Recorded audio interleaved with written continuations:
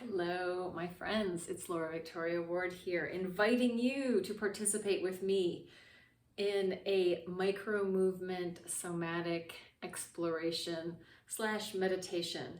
Basically, going in to movement, into sensation, to build awareness, and to become more spacious, more comfortable with allowing movement to arise, with listening in to your body. So when I'm talking about micro movement, it could be so small. It's just the breath, just the rise and fall of the breath. Emily Conrad, the founder of Continuum, says, "We are movement," and I agree, I concur. That is my experience of being alive. So when we start to free up the flow of possibility with our movement and invite our awareness to participate in that movement, we bring on this whole connection, this whole neuro connection between our brain, our body, and our awareness. And when we start to build those pathways and connect, things start to change. Yeah, it's like you start to change the river starts to change. So that's the invitation, to dive into the experience of movement, feeling into what feels good, what feels interesting, and inviting in more fluidity, more flow, right? When we have flow, we aren't so arrested or stopped or stuck. We're inviting flow into our tissues, into our nervous system, into the fluid systems of our body. So like our lymphatic, our heart, our cells, the intercellular, the extracellular matrix, the interstitial tissue and fluid that's in there. And when we sort of bring our awareness into our body in that way, many things start to become more coherent. And what does it mean to be more coherent? So I'm inviting you to move with me as I talk through this. Moving in any way that feels interesting, inviting in ripples, eddies, sort of the movement of tributaries from the river of your spine, from your center, from your central axis out, or from the edges, the periphery in. It can go in any directions. Coming back to this idea of coherence, a coherent body is a body where the systems are working in harmony. So in many ways, what I'm really inviting in is the release of tension, the release of holding patterns, the release of rigidity into my own system, right? I can't control very much what's happening on the outside, but within my own system, and this isn't even about controlling your own system, this is about offering your own system the chance to unwind, unfold, to ripple, to wave, and bringing your awareness into the sensation of that. So if you were, a Vipassana meditator, used to sitting still, tuning into the sensations in your body, I'm just asking that you allow those sensations to now create movement. Once we create movement, it's easier to find where there are little stuck parts, little holding patterns. So I may be aware of some movement here in my hand, and that shoots around to some other area where there's a little tension pattern, and I can go, oh, maybe I can let go of that. Maybe I can soften that. So we're taking the idea of being a person, of being us, and softening the idea, softening the concept, to give it more fluidity, to give it ultimately more ease of being. Although I will say, a lot of times our holding patterns are helping us stabilize our lives, keeping things in control and rigid. And when we do start to find more fluidity in the body, it can be disorienting. It can feel like, oh my God, where's the, what am I holding on to? Where's the ground? So I want to invite you, if you start to feel like, oh my God, what the hell's going on? Just come back to some really familiar movement. You can turn your head from side to side, take in the environment. When we turn our head from side to side, it gives our primitive brain, our brainstem, this awareness that, oh, look, nothing's happening out there. There's no danger. I can see the space around me. I'm safe in here. So it's a deep nervous system understanding where we go, oh, things are okay. So yeah, so if you start to get destabilized or feel like things are too weird, bring it back to something very familiar. Look at the space around you. In my space, there are lots of paintings. I can look at the paintings. I can see the plants. I can see my cat sleeping on the couch. I go, oh, here I am. I'm here in this body. So that can help me come down to a sense of feeling connected and grounded to being a person in the world. But my interest really is, can I be that person in the world and be more gentle with myself? Can I find more loving kindness within my experience of being? And can I share that from that place, that very gentle, soft, nourishing, supportive place? Can I be in the world in a role that is more gentle, soft, nourishing, and supportive? We could say more skillful. Can I find deliciousness and ease in my movement or in my body as I invite whatever kind of stuckness or cobwebs are in there to just participate, compost within the system? That's what's happening, right? As our fluids are moving through, most of our fluids moving through our body are bringing oxygen, they're bringing nutrition, they're eliminating waste. So we're just giving them a little extra help with that. It doesn't have to be effortful. It can be very easy, very soft, very gentle. And then another thing I want to talk about, which I think is super important, is to relate to yourself, to your body, to your tissues in a gentle, loving, friendly manner. So you're alive, you're in a body. Isn't this a lucky manifestation? Aren't we amazed? We get to be here, we get to work and play in this world. We get to process, we get to, whatever it is you're doing with your life, you get to do those things, the good things, the not as good things.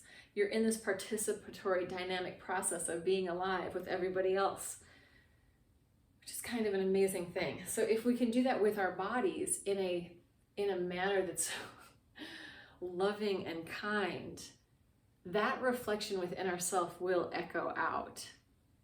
And believe me, our cells, our tissues, our organs, they know what we think about them. They are us. It's not separate. So whatever's going on up here, whatever stories and cultural implants that you've taken on and taken in or familial, start to let some of that stuff fall away. I was teaching class the other day and I was banging my legs on the floor and I was like, thunder thighs. And then I realized how much thunder thighs was like a negative thing. But in my world, thunder thighs are thighs that can create thunder. And it's like divine and amazing. So thinking of the stories that you're telling your body and seeing if you can maybe just calm some of them off, wash some of them away. So let's just do a little body wash, letting yourself invite any unhappy, any unfriendly, any, just brutal and abusive messages you might be telling yourself to, if you can't throw them away, if you can't compost them, maybe you can light a candle for them. Light the candle and let the candle start to burn that away. That's an idea that I actually got from, I think, Adrienne Marie Brown. If there are things that you can't hold and contain, light a candle. Let the candle do the work. It doesn't have to all happen within you. And if you can't, and this is a Mark Walsh thing, I don't know where he got it, but if you can't be loving to yourself, try to be kind. If you can't be kind to yourself, at least be civil. Engage with yourself in a civil manner. Find some decorum in the inner talk. So in movement analysis, we talk about the center of gravity down here, and then the center of levity being up here. And I was in a talk and session with Gil Headley, the anatomist, and Rolfer, amazing, amazing human, and another massage therapist who does a lot of visceral manipulation. So how the organs are organized inside of our gut body, inside of our torso, inside of our center. Not just our gut body, all the things, the lungs, the heart, but the esophagus coming down through. When there's some freedom and some balance between this levity and this sense of gravity, there's like a healthy relationship in there between the organs. So like, one thing I learned, if you are having a lot of acid reflux, it might be just that stomach is coming up too much. Think of letting that sink down. And in much of our culture, there's this idea, pick yourself up, lift it in, pull it up. What if you let it drop down and spread out instead? Just the idea of that. I know that, like, having been a ballet dancer, done Pilates and gyrokinesis and all the things, and yoga, there are different ideas about what we're supposed to do, where the energy should be going. In this exploration, invite omnidirectionality, invite multi-directionality. Did I mean omnidirectionality? That's kind of one directionality. I really meant multi-directionality. Invite this sense of maybe omniscient, no, forget it, let's take the omni out of there, erase that, multi-directionality, so that your energy patterns have a lot of play. Another one I was listening to is Perry Nicholson, and he was talking about like the esophagus and the throat and how that goes down through our center. That's going through this area of the ribs and the lungs and the heart. So there should be movement for that. Like if I move my head up and down, there should be some movement of my whole esophagus within there. It's not going to be all compact and gummed up. So working with micro movement is in essence a multi-layered event that has repercussions and ripples out on many sort of levels of looking at and experiencing our body, from a more mechanical level to a more participatory biomorphic engagement. Yeah, lots of big words. Biomorphic. What does it mean? Alive movement and shifting and changing, so that we are these alive systems. If imagery is helpful, imagine that you are in the water, floating around, a little sea creature, and that the water's moving you from the outside. So imagining in your watery environment, the water is moving you. There's no effort. It's so easy. Just listening in as the tides, as the waves, as the movement moves you. And maybe you're sort of nudging it yourself. Maybe from the inside, you're going, okay, let me try this, let me try that. If you find that you're getting into a pattern that's repeating, like as you see, I'm kind of getting to this repetitive pattern, change it somehow. Slow something down, speed something up. Inviting the organs to come fully into aliveness, right? With loving kindness for the reproductive organs, loving kindness for the whole guts, loving kindness for the lungs and heart, loving kindness for the esophagus, the larynx, the kidneys, the spleen, the gallbladder, all these parts of us that are doing so much work to keep us alive and healthy. In Eat, Pray, Love, Elizabeth Gilbert's book, I feel like when she's in Bali studying with the spiritual teacher, he says, smile in your liver. I loved that part of that book. Can you smile in your liver? Can you give your liver, so it should be on your right side of your body, under your ribs, can you give your liver some movement and some love?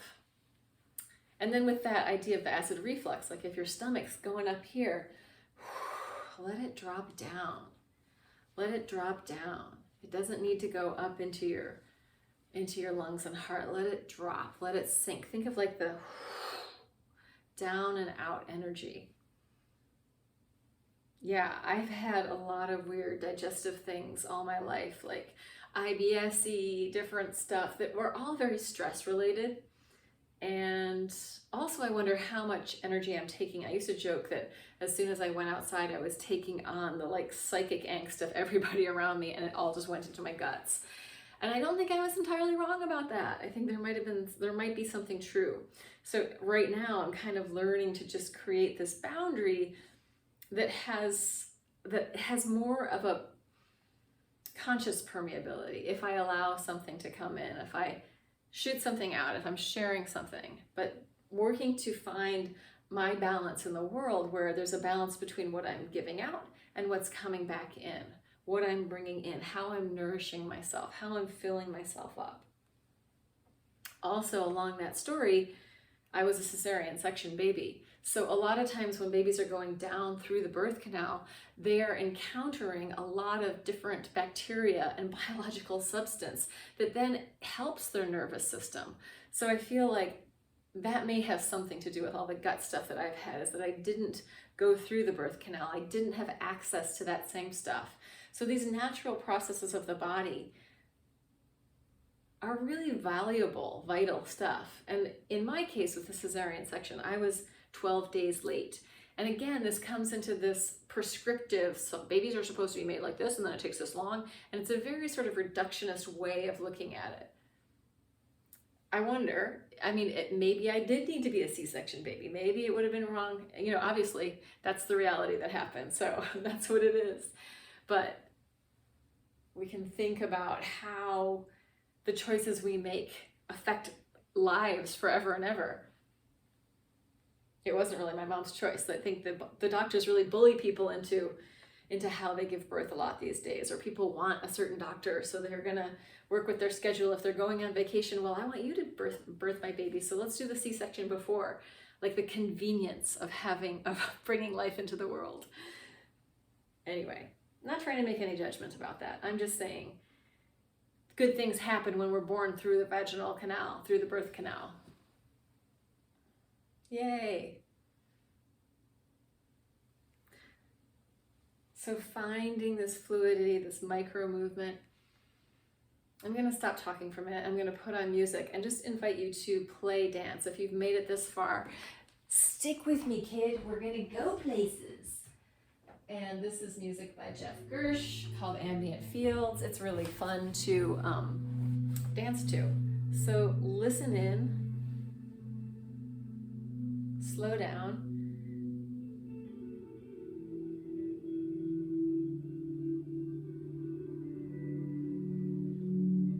Invite the cells in your body to just be suspended, to float.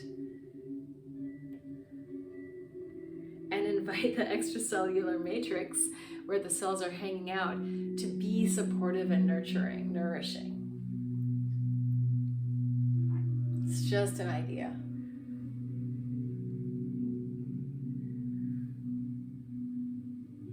Delicious movement in any way that feels good. So you can't really see it, but underneath my legs are moving around. I'm sitting on an ottoman. I said I wasn't going to talk.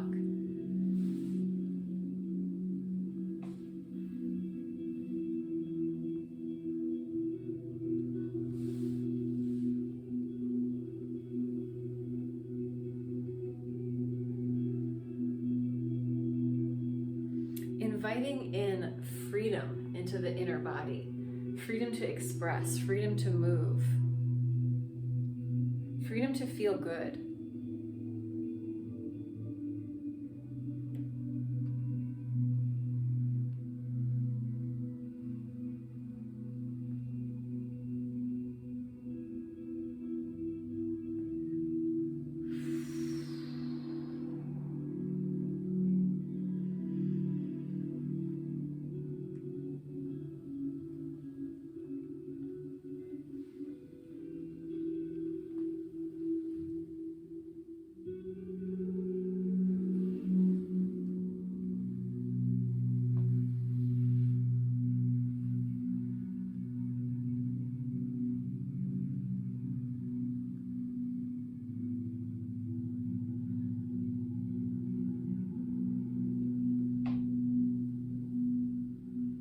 See if you can let go of the story of what should happen next in your movement.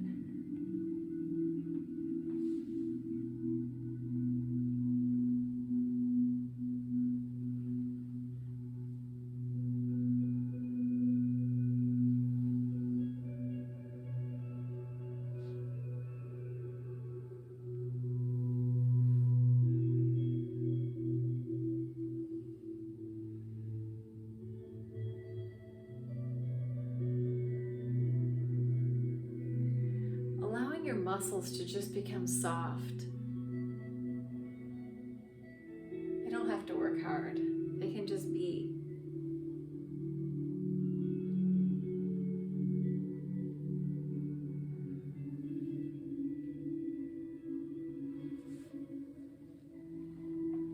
movement, folding, unfolding.